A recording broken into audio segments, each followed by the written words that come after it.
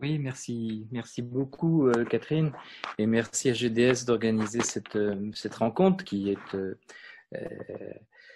utile à l'unité. Moi, je dirais simplement quelques mots parce qu'il faut être rapide. Je pense qu'effectivement, tu l'indiquais, Catherine, la situation est lourde de périls. Nous, à Copernic, on avait diagnostiqué un petit peu sous une formule générique, mais la situation actuelle, fruit des évolutions néolibérales des gouvernements précédents, mais tout de même extrêmement accélérées sous Macron, avec cette simple formule maintenant, c'est chacun seul. Chacun seul. Chacun seul, les salariés après la loi Pénicaud, qui les prive de possibilité de s'agréger et d'être protégés également. Chacun seul, les élèves très tôt, et c'est très grave avec la réforme Blanquer des lycées qui a cassé les groupes classes, donc qui a cassé l'idée même de faire partie d'un groupe.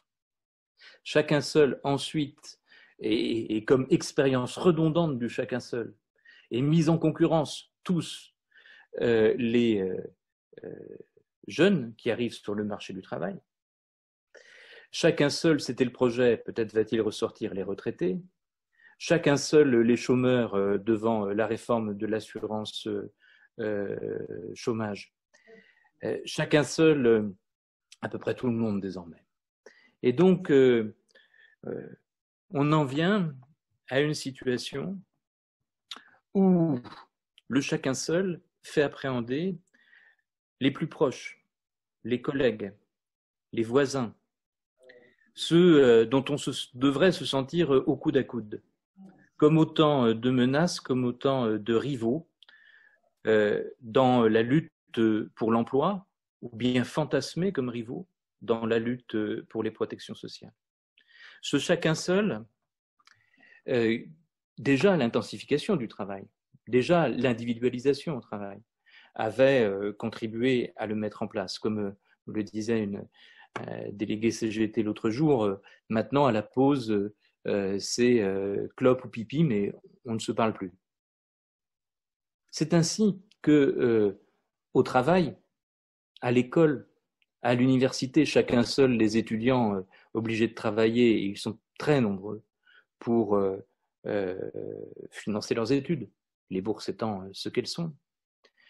C'est ainsi que, dans tous les espaces ou à peu près, la fabrication d'un intérêt commun, la fabrication d'ennemis communs est rendue très compliquée, si ce n'est impossible. Quand, mais Michel en parlera, donc je ne vais pas plus loin là-dessus, quand en plus la casse des services publics, ou devrait-on dire la désorganisation organisée des services publics est à l'œuvre partout, alors que la civilisation des services publics, c'était la civilisation de l'égalité, eh bien sûr, les tissus de relations, l'impression d'être protégé, l'impression que l'intérêt commun a du sens, tout cela disparaît, s'efface. Ne reste plus alors, nous on l'a travaillé avec Gérard Mauger, notamment dans un ouvrage sur les votes populaires pour le Front National, ne reste plus alors qu'un sauve-qui-peut général. Un sauve-qui-peut général dont la générale pourrait bien se nommer Marine Le Pen. Donc la situation nous semble extrêmement périlleuse. Alors, avec les licenciements qui viennent, avec la peur du chômage qui va non pas simplement en stock, mais il faut l'analyser en flux, atteindre des millions de familles, le chacun seul va s'intensifier. Ce chacun seul, nous l'avions caractérisé comme étant un processus de décivilisation. La civilisation, au sens du sociologue Norbert Elias, par exemple, étant un long mouvement où se construisent des interdépendances, des solidarités, des interactions qui font qu'on est dans des groupes. Tout ceci est en train d'être détruit par Macron. Macron décivilise. Macron peut-il gagner? Rien n'est impossible. D'autant que probablement le premier tour se jouera à un niveau bas du point de vue des chiffres d'électeurs. Le Pen peut-elle gagner? La réponse est à mon avis oui. Et ce serait véritablement être aveugle aux causes structurelles qui ont fait voter Marine Le Pen que de croire que désormais on peut l'enterrer. Alors dans ce cadre, je ne vais pas aller trop avant, mais juste 2 points pour terminer. Dans ce cadre, je n'ai pas regardé l'heure, donc Catherine, tu me diras s'il faut que je me teste tout de suite. Alors, tout va bien. Dans ce cadre, il me semble que les 2 dernières élections, même si on ne peut que se féliciter du fait qu'il y ait moins de maires de droite et plus de maires de gauche ou écologistes, ces 2 dernières élections sont des trompe-l'œil. Pourquoi ? Parce que tout de même, la première des leçons, qui n'est évidemment pas tirée par les commentateurs, qui sont aussi d'ailleurs des menteurs souvent, les commentateurs qui sont pris prisonniers dans la politique légitime, la course de petits chevaux, des candidats putatifs, etc. Bon, tout ceci n'est pas analysé, mais évidemment, bien sûr, on le sait, le premier résultat, c'est l'abstention. Une abstention extrêmement massive, une abstention majeure. Bon. Quand on sait que dans les cas d'abstention majeure, évidemment, ce sont les quartiers populaires qui ne votent pas, les gens qui ont du capital culturel qui votent. Alors, il n'y a rien d'étonnant, mais strictement rien d'étonnant au fait que les préoccupations écologiques, par ailleurs absolument centrales, mais que les préoccupations écologiques arrivent triomphante, arrive un peu plus sous les projecteurs qu'auparavant. Ceci étant, ces élections ne veulent rien dire. Elles ne veulent rien dire de la présidentielle. Or, moi, je considère, comme beaucoup, ça n'a pas du tout le temps été ma conception, que le pouvoir d'État est aujourd'hui structurant. Et que, réforme après réforme qui décivilise, il y a des effets cliquets qui se jouent et pour lesquels il serait extrêmement difficile de revenir en arrière si Macron passe de nouveau, ou si c'est quelqu'un de droite, ou a fortiori Marine Le Pen. Donc, on ne peut plus se désintéresser du pouvoir d'État et de la prise du pouvoir d'État. Les élections présidentielles, l'unité. L'unité et l'unité vite est absolument incontournable, indispensable. Moi, je plaide, même s'il y a ici des représentants de partis, donc il faut remercier, pour que les représentants des partis politiques considèrent qu'ils ont toute leur place dans la construction de l'unité, mais qu'elle ne pourra pas se faire simplement avec eux. Pour de stricts points de vue, j'allais dire arithmétiques et historiques, auparavant, dans les années 70, dans les années 80 encore, vous regardiez le PS, c'était des centaines de milliers de personnes. Aujourd'hui, c'est combien? Les Verts, combien d'unités, combien de divisions?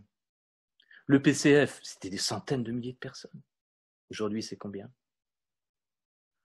Donc les partis politiques, c'est-à-dire les appareils des partis politiques, les membres des partis politiques, doivent avoir la lucidité, je pense, de considérer qu'ils sont une part de la réponse, mais une part seulement.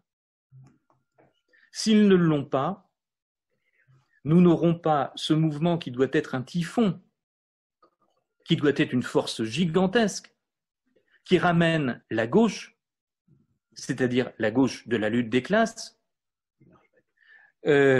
évidemment enrichie de l'écologie de rupture, qui la ramène comme possibilité de changement concret dans l'existence concrète de l'existence des personnes. Car c'est ça la politique, c'est changer concrètement les existences concrètes. Et si on ne parvient pas, donc, et je terminerai par là, à faire qu'existe une effraction dans le champ politique, une effraction de syndicalistes, une effraction d'associatifs, une effraction d'universitaires, une effraction surtout de la gauche, je dirais presque, de la gauche d'en bas, de la gauche sur le terrain, de la gauche qui fait la gauche. Bref, des gens qui sont la gauche, qui sont le peuple de gauche dans la construction d'unité. Alors cette unité sera une unité d'appareil imposée par le haut, factice et n'entraînera pas. Et si elle n'entraîne pas, elle ne sera pas élue, et si elle est élue, elle fera la même chose que ce que les appareils d'avant firent, c'est-à-dire une politique sociale libérale, car il n'y aura pas eu de mobilisation préalable de la base. Donc voilà où nous en sommes. Donc nous plaidons pour un processus qui aille dans le sens de cette effraction, qui rappelle aux partis politiques à la fois le caractère incontournable de leurs responsabilités et toutes leurs responsabilités, mais qui n'abandonne pas la politique aux partis politiques, car elle nous semble trop sérieuse pour être abandonnée à des appareils qui, bien souvent, ne sont pas à la hauteur. Ce n'est pas le cas de GDS, qui a fait des choix courageux, mais la politique est travaillée tout de même par un mouvement de professionnalisation. Le monde politique, les vies politiques, les carrières politiques sont des métiers. Les milieux politiques sont de plus en plus endogames et sont de moins en moins poreux aux responsables associatifs, aux syndicalistes. Ce n'était pas le cas avant, dans les années 70 ou 80. J'arrête là parce que là, je vais être définitivement trop long. Mais nous sommes effectivement pour une analyse, disons, réaliste des conjonctures électorales qui viennent de se passer. Non pas qu'elles n'indiquent pas un signe, mais elles n'indiquent pas une solution. Et à notre avis, la solution unitaire, elle doit se faire ensemble, mais avec un ensemble qui est une base sociale large, ce qu'il faut construire.